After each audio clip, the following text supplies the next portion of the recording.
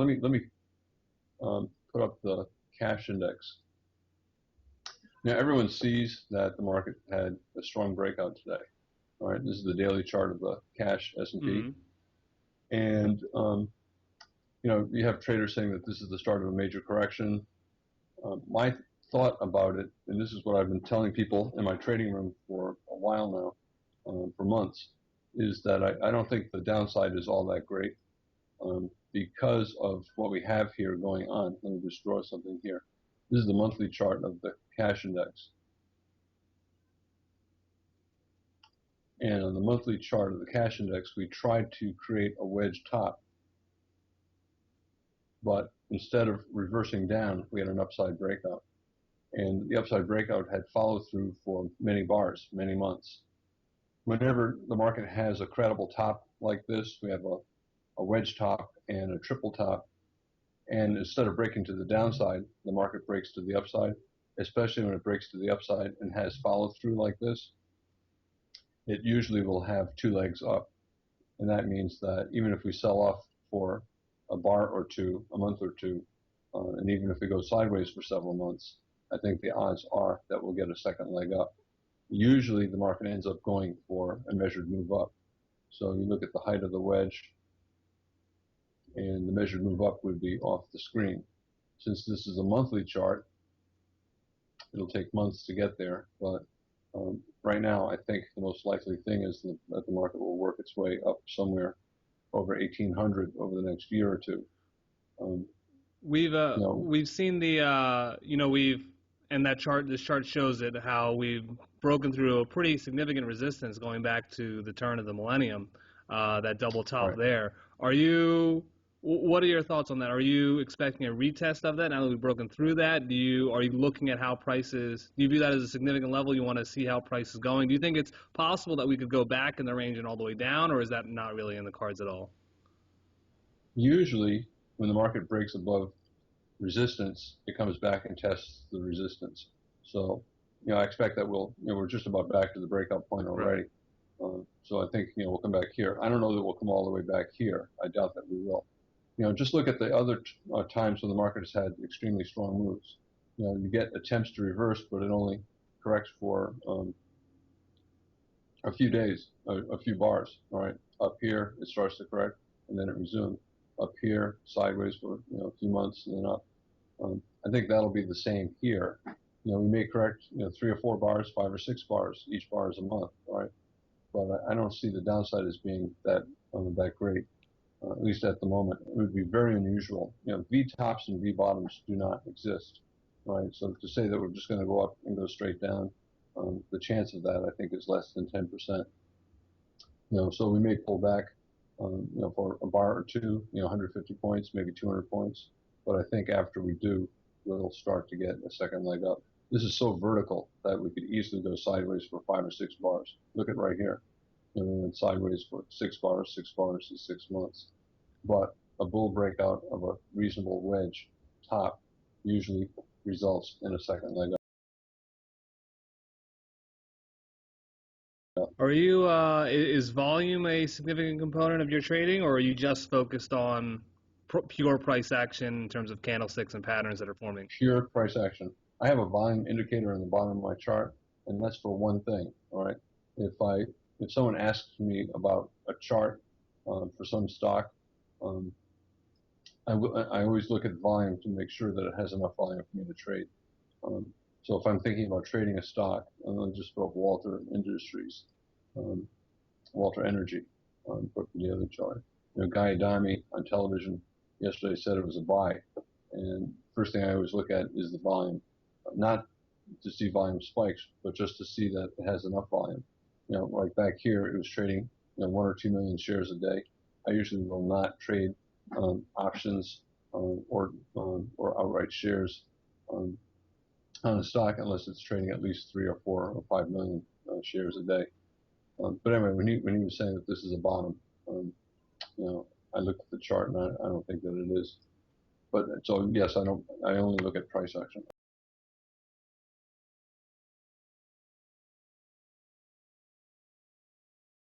I see you have a moving average line on there, and I've seen some of your videos on YouTube. You've got a moving average indicator as well. How do you sort of use that? On the daily chart, I don't pay any attention to moving averages. Um, I pay minimum attention, but on the 5 minute chart, I do. There are a bunch of tricks. Right now, I use the 20 bar exponential moving average, but it doesn't matter which moving average you use. I have a friend who uses a 34 bar weighted moving average, another guy who uses a 10 bar simple moving average. It doesn't matter. You can see I have a second and a third moving average on the chart. This is just a formula, an indicator that I wrote on TradeStation. This is the 15-minute moving average showing up on the 5 minute chart. This is the 60-minute 20 bar exponential moving average. And I wrote it so that it shows up on the 5 minute chart exactly as it would on the 60-minute chart. So I do pay attention to the moving averages because if the market is trending very often, um, moving averages will be resistance. For example, in my trading room today, I talked about this bar right here. Okay, there's something very special that happened with this bar. All right, the market's in a big bear trend, and this is the first bar with a low above the moving average. So I call that a moving average gap bar. Usually that leads to a sell-off to test the low of the day. So even though at that point the market was rallying, all right, as soon as I see a bar with a low above the moving average and a bear trend, it usually leads to a sell-off to test the low of the day, and then the market usually tries to bottom. And we tried to bottom here, but ultimately we broke to the downside. Whenever there's a strong breakout of a reasonable bottom, the market usually gets two legs down. So as soon as you see this, you have to assume that this bottom will not hold, that any rally attempt will be sold, and the market will get a second, at least a second leg down. Here, we've got two more legs down.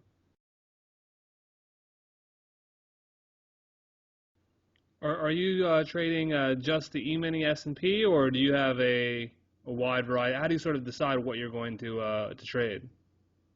Okay, I trade the E-mini all day long. I day trade it.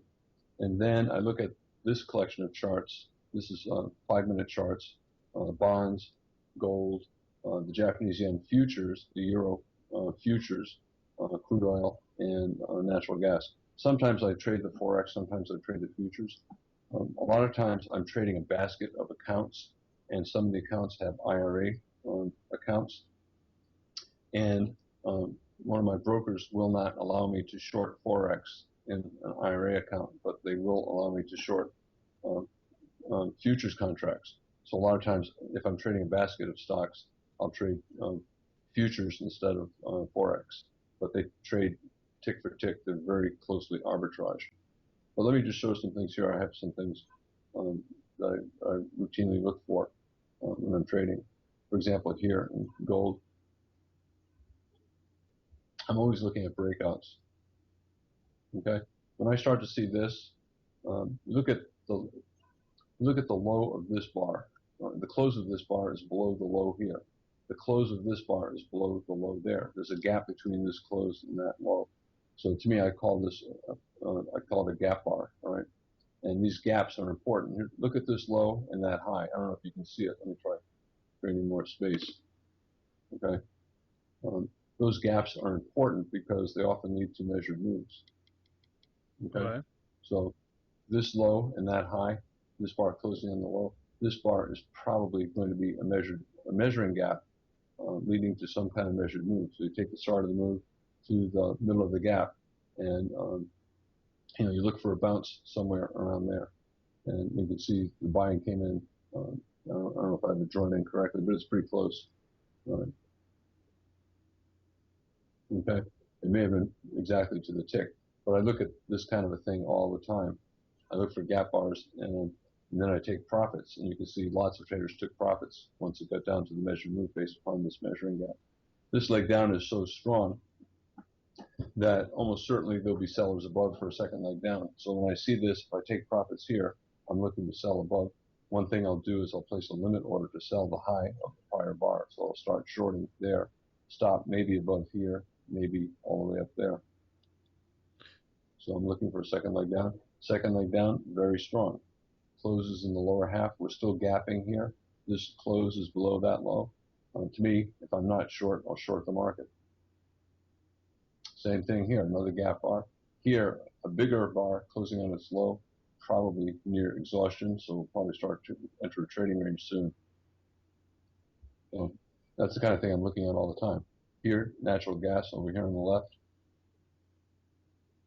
Pretty strong breakout.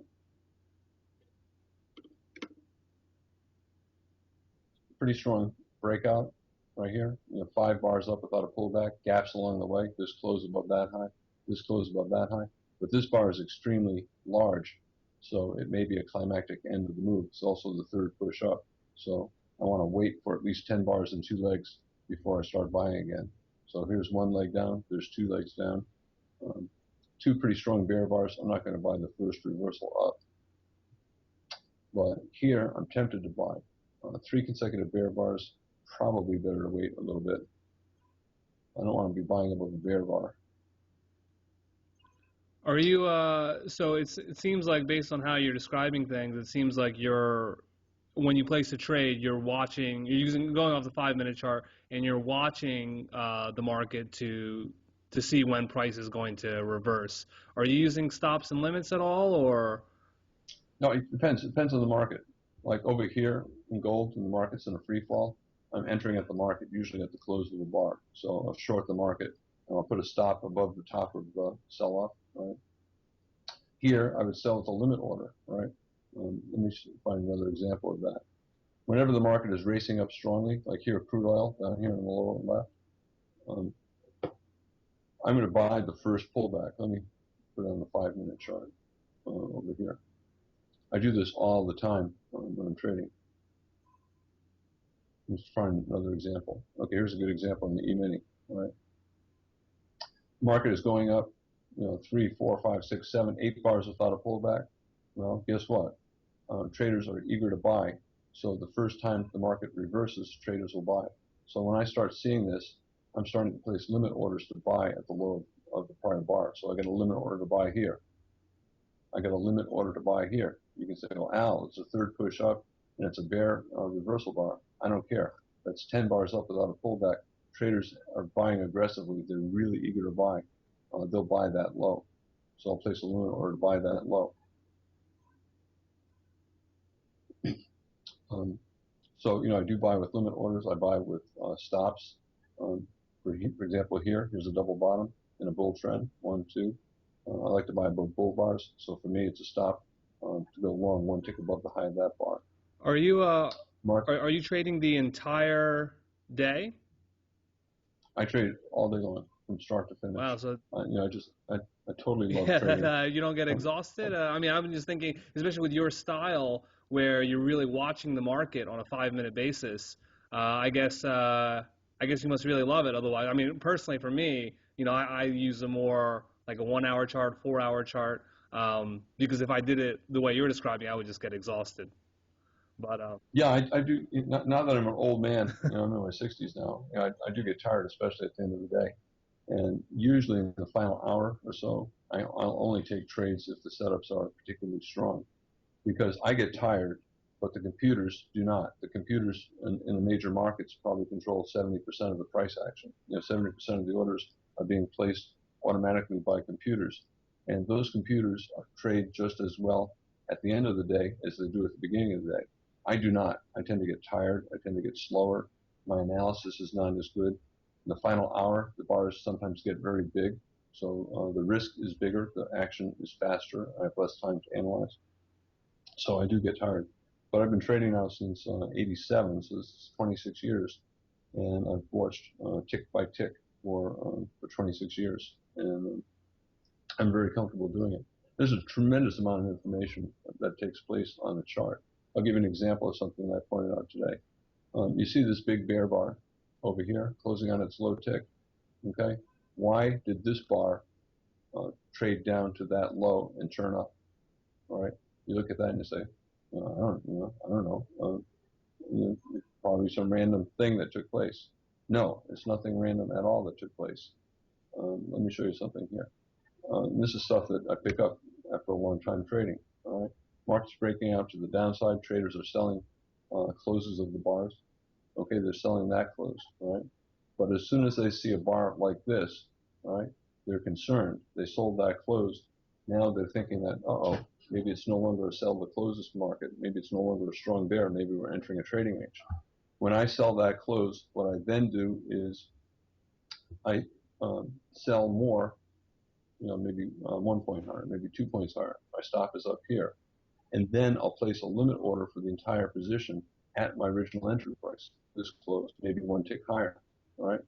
So when you have a big bar closing like this in a strong bear trend, traders will scale into shorts as the market goes higher, and they'll try to get out, break even on their first entry. So there'll be a lot of buy limit orders at the level of this close.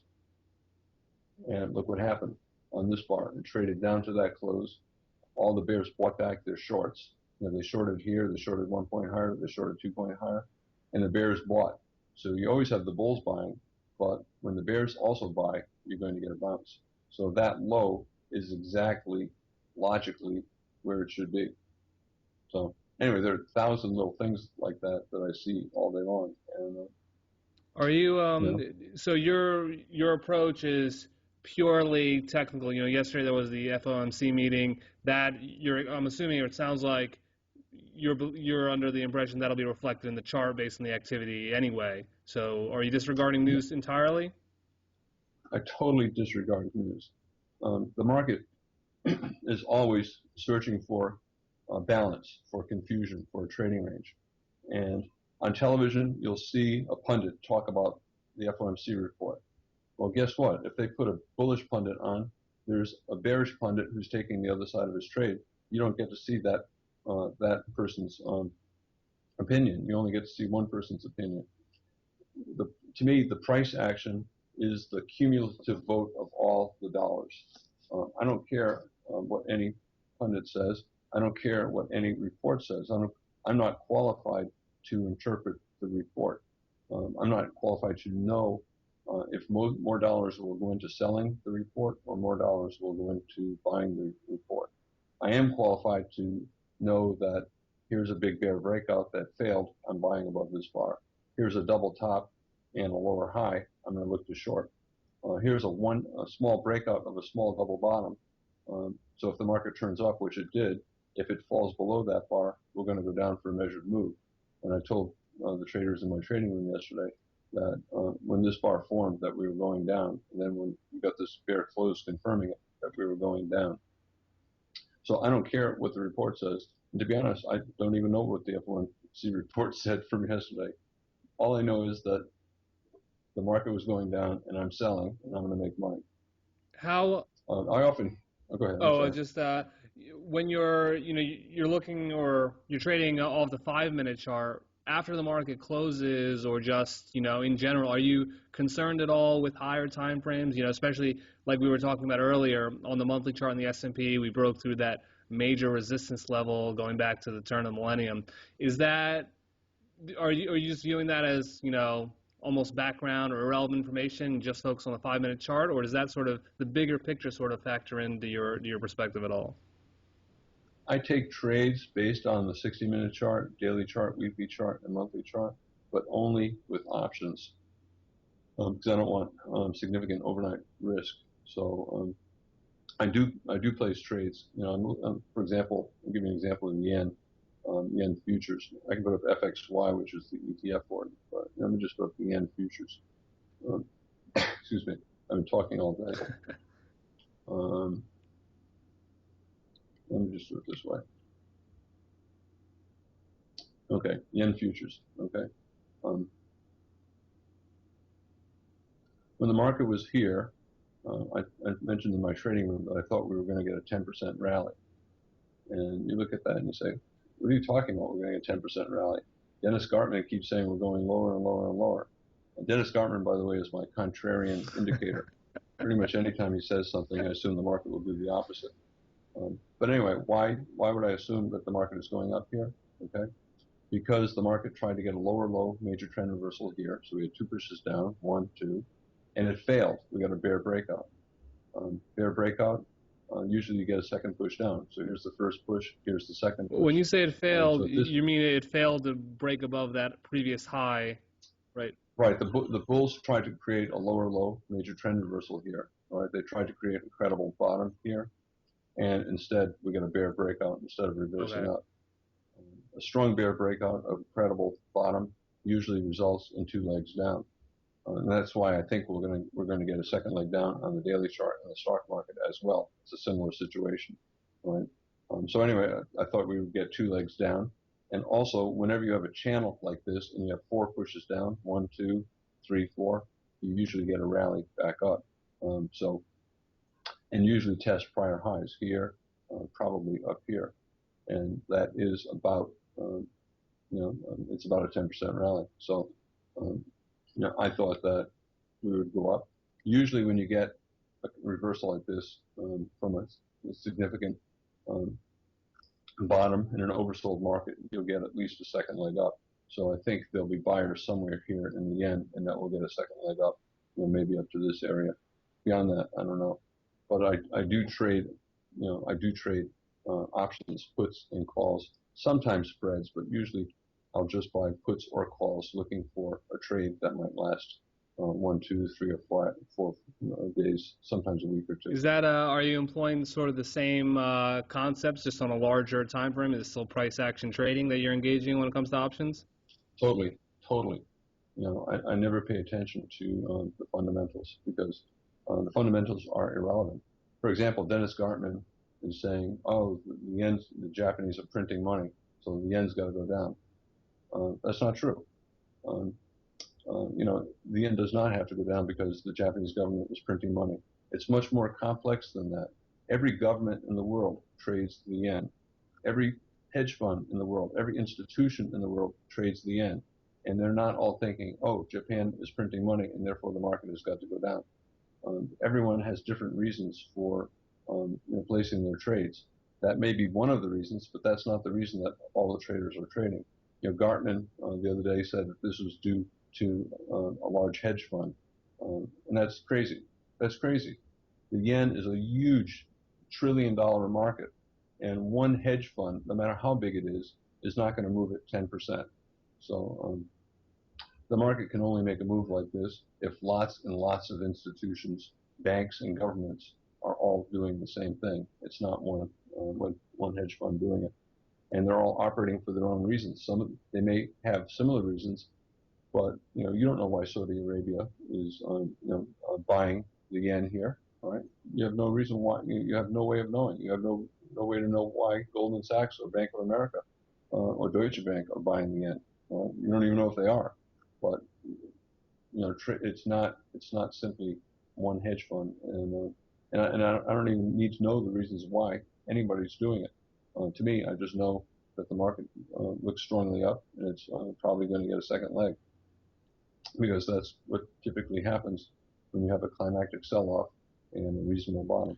You mentioned that you've been trading for 26 years now, and obviously, just as we've been discussing so far, and I know you've talked about this in many of your videos and in your books. You've got a pretty there's a large scientific component to price action analysis, in general, obviously the kind that you're employing, but it seems like there's a intuitive element as well. I guess, how much would you say is, relying on your intuition versus how much is like almost strictly rules based or formula based? And if there's any intuition, is that something that you think, some people everyone's going to be able to learn, or do you feel like, you just got a knack for it and some people might not, or what do you sort of think about that? I don't believe that any of it is intuitive. To me, I try to stay extremely objective and unemotional all day long, and and if I do, I know that I'm going to make money. And to me, intuitive is kind of a vague way of saying that you really understand how to read what's going on. And Do you, for me, that's more of the sense of it. I never feel lost in the market. Every moment of every day, I feel comfortable with what's going on. You can say, well, Al, how can you possibly feel comfortable um, in the market? Well, let me just give you an example. Let me go back in the S&P over here. How can you possibly know what's going on when the market is doing this. I do know what's going on. The market is perfectly balanced. The bulls and bears are very evenly balanced. And to me, when the market looks like this, when it's in a tight trading range with lots of reversals, that's not where I make money, right? So I tend not to trade when the market looks like this very much. I tend to trade, this is where I make my money, right? When the market's doing that, I make my money. When the market is doing this, I usually do not trade much. If I do trade, I tend to do the opposite. I tend to buy strong bear closes. I tend to buy below bars. I tend to sell strong bull bars and above bull bars and above prior highs, and I just go into scalp mode. So instead of entering on stops, buying low, selling high, I tend to enter on limit orders, selling selling above bars and buying below bars, looking for little scalps. But in general, I'll do it a few times, but in general, after that, I just step aside and wait for the market to start breaking out, as it did with the FOMC report, and then, boom, another opportunity to make lots of money. Then I start trading it. So for me, it's not intuition. It's just trying to stay objective and understanding what's going on. Do you think your approach could be automated entirely, or? Well, I'm sure it is automated entirely. I'm sure that, as I said, in major markets like the forex markets, the e-mini, the bonds, the big markets, I think probably 70% of the trading is computerized, and it's all price action trading, in my opinion. I don't know if it's all, but my guess is it's mostly price action trading, pattern trading, and a lot of it is exactly what I do. A lot, when you see stuff, there are all kinds of subtle things that take place during the day. Let me see if I can find some obvious measured moves. Okay, well, here's one right here. Okay, a gap this low, that high, right? So that's a potential measuring gap. The computers calculate, okay, where the measured move comes in, and they'll take profits there. And around measured, sometimes it's exact to the tick. I may not have the one that they use. They might have used over here, right? A lot of times the measured moves are to the tick, and the computers will buy. They'll buy back shorts. They'll buy to go long, and a lot of times I'll do that as well. And so much of this is just absolutely perfectly mathematical. The computers can't trade on intuition. They control the price action. They can only trade based on mathematics. So if they're trading on mathematics, then there's something that I can see, and I can take similar trades as well. So so I totally believe that everything that I do is being traded by some firm or another. I have a huge collection of patterns and market tendencies that I know. And one firm might know some of them, another firm might know others of them, but I know a whole bunch of them, and I'm looking for them all day long because I know there are computers who are looking for them. And if enough computers see the same thing or are making a similar trade, the trade will work. Sometimes you'll hear on television, oh, Goldman Sachs did such and such and it moved the market. Goldman Sachs cannot move the market. Citibank cannot move the market. You probably have 200 institutions trading all day long. Goldman Sachs might be able to move the market for a few ticks for a few minutes, but that's it. They don't have enough money to move the market more than that. For the market to move, you have to have lots of institutions doing the same thing at the same time. So this is not Goldman Sachs, instituting a buy program. It's 20 or 30 institutions all doing the same thing, overwhelming the sellers. Have in the 26 years that you've been trading, do you feel like some stuff that used to work before doesn't work anymore, or has it continued to work, and has everything sort of keep working? Yeah, I think that's a very good question. In my books, and in fact on my brookstradingcourse.com website, I show an example of that, of a chart from back at the time of the Depression, and another chart, World War II. And if you take away the dates on the bottom of the chart and the price on the right-hand side of the chart and the label on top of the charts trade exactly identically to the way they did before. There's one significant difference that I think is the result of the high frequency trading firms, and that's that a lot of the reversals come from signal bars that are no longer all that traditional. All right. So, for example, here, all right, you have 6 bars up without a bear body. You have a bull body on this. It's a small wedge. 1 push up, 2 pushes up, 3 pushes up. Potential final flag, higher high, major trend reversal. So the stuff is there for the market to reverse, but instead of a bear reversal bar, you have a bull body. All right. I think that is high frequency trading firm driven. All right. So a lot of times I'll enter late, like I'll enter below this bear body. Another example over here. All right. Not a strong signal bar, but 3 pushes up. 1, 2, 3. Potential final flag, higher high, major trend reversal. 2 very strong bull bars, a very weak bear signal bar. In the old days, I would have expected a good bear signal bar here for the reversal, but today a lot of times we don't get that.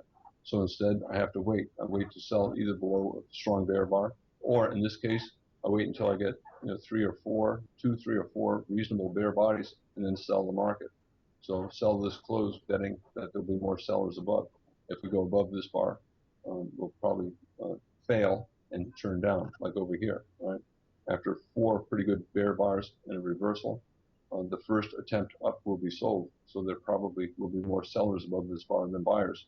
So if anything, I'll place a limit order to sell the high of this bar, looking for a second leg down. So for me, I think the biggest effect of computerized trading compared to 5 years ago, 10 years ago, is that a lot of the signal bars for reversals do not look strong or reliable. I mean, I guess based on your approach thus far, obviously you've got your method down pretty well. Do you go through losing streaks at all, or how do you manage the psychology of trading, which is probably one of the biggest challenges, maybe the biggest challenge for most people out there? A long, long time ago, that was a big problem for me, and it's just totally not an issue right now. A lot of days I'll trade all day long and not have a losing trade, right? I don't go through, I just don't get these losing streaks anymore. I think that's a common problem for traders, especially starting out the first year or 2 or 3. They may trade successfully and win every day for 2 weeks in a row, and they think they finally have it. And then they start losing 2 or 3 weeks in a row, and they don't understand what happened. And what usually happens is the market was in a phase that works well with their style of trading for 2 or 3 weeks, and then it turned into a different type of phase. For example, they may have been trading when the market was looking like this and making money. Then the market started to do this, and they kept buying on stops and selling on stops, and they started losing money. To me, I look at the market exactly as it is at the moment, and I try to be objective all the time. And to me, it gets rid of the losing streaks. I constantly try to stay objective. I'm just totally, I can't emphasize enough how important it is to not care when you're trading. I'm very emotional outside of work, but when I'm working, I'm competing against computers, and I got to be like a computer, and I cannot care. I cannot allow hope or fear or greed or fairness to enter into my decision process. And if any time I'm feeling any of that, I don't trade. Nobody can make me trade. And sometimes I'll go for a couple hours without trading. For example, when the market's like this, a lot of times I'll just sit back. I make my money here. I make my money here. I sit back, make money again here, make money again here. But when it's like this, I usually just sit back. I want to trade when the market's going to move, and if I think it's entering a very tight trading range, that's when you're going to lose, right? And traders a lot of times will get impatient, like in here. Let me use this as an example. This is where traders lose money. They'll say, "Oh, gosh, this has been a long time. One of these trades has got to work. Maybe buying above here, maybe selling below here.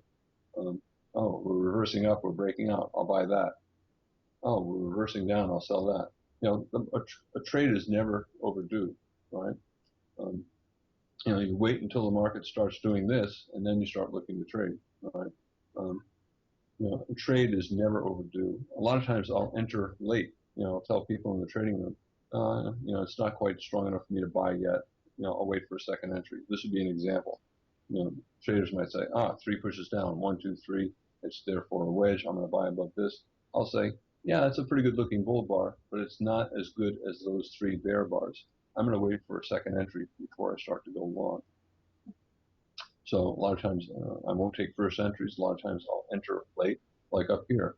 I did not short this, but I did short over here because here I thought the probability was there would be buyers below and that we'd have another leg up. But after we've had these three bear bodies closing below the midpoints of the bars, I thought, well, I bet there'll be a second leg down and that there'll be sellers above the bars and we'll get a second leg down. So I'll just go ahead and sell the close. I think that's sort of about it in terms of the time we have. Could you tell us though a little bit about the services that you offer? I know you got a bunch of books and courses, and for traders that want to learn more from you, what's the best way for them to do that? Well, I have two things. Let me put up Brooks Trading Course. I have a website where I sell a trading course. I've created a series of videos, about 27 hours of videos, Brooks Trading Course, and I sell that for $249 on my brookstradingcourse.com website, and it's 53 videos, and it talks about everything that I'm talking about. It's basically how to trade from a beginner level up to a very advanced level. And then I have a second website. I talk all day long. I'm in a live trading room, and the second website is brookspriceaction.com. And traders run this second site, and they hire me to speak all day long. And in the site over here, uh, there's a sign up for the books for the trading room. And in the trading room, I just talk about basically the kinds of things that I've been talking about with you all day long. I talk about what the market is doing, what I think it will be doing, setups, whether I think they look good or not, how I manage the trades. I'm long, I'm getting out here. For example, today, give an example of okay. Are you sharing the trades you're placing in your room, or? Some I do. I don't want to get in trouble with the Right. NFA, but a lot of times I'll say that I bought here or something. I'm trying to think. I'm trying to think of some examples. I'll say like I bought here, I got out here. I'll say there are buyers below, or I'm looking to buy here, or I'm looking to sell there. For example, I said this would be a good buy above here. I bought it. When this bar closed, I said I got out of my longs because I wanted to see better follow through. Is the room interactive, meaning can people ask questions or talk to each other, or is it more like a podcast broadcast type thing? Yeah, I talk all day long, and then at the end of the day, I go through the market. I go through all the possible trades during the day, and then I take questions at the end of the day. Okay. And traders ask me specific questions about specific trades and bars. And sometimes they'll ask me questions about other markets. And you've got some books as well, right? I think I've Yeah, I've written a number of books. They're all available on Wiley and Amazon. Um, and again, I have a 3-volume set that came out last year on trading price action, and one's on reversals, one's on trends, and one's on trading ranges. But everything on the books is covered in the trading course. The trading course, to me, I have sample videos if you scroll down on the trading course. Um, there are samples of, you know, actual samples of what takes place in the course. The course covers everything in the books, and from the feedback I've gotten, I think more traders prefer videos to the books. sure. Yeah, seeing the chart obviously can help a lot. Yeah, Okay, thanks for joining us, Al. That's brookstradingcourse.com for folks who want to check that out. Thanks again for joining us. yeah, I appreciate the opportunity of speaking with you and your audience. Thanks, Take Emmett. care.